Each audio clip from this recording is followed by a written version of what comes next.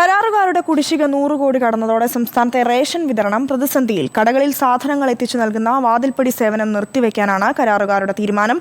കഴിഞ്ഞ മാസം കടകളിൽ എത്തിച്ച അരി തീർന്നു കഴിഞ്ഞാൽ റേഷൻ വിതരണവും നിലയ്ക്ക്.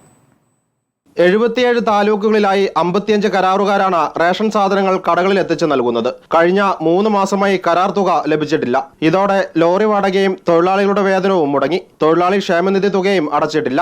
പോക്കറ്റ് കാലിയായതോടെ കരാറുകാർ വാതിൽപ്പടി സേവനത്തിൽ നിന്ന് വിട്ടുനിൽക്കുകയാണ്. കുടിശ്ശിക നൽകുന്നത് വൈകിയാൽ ഈ മാസം പകുതിയോടെ റേഷൻ വിതരണത്തെ ബാധിക്കും.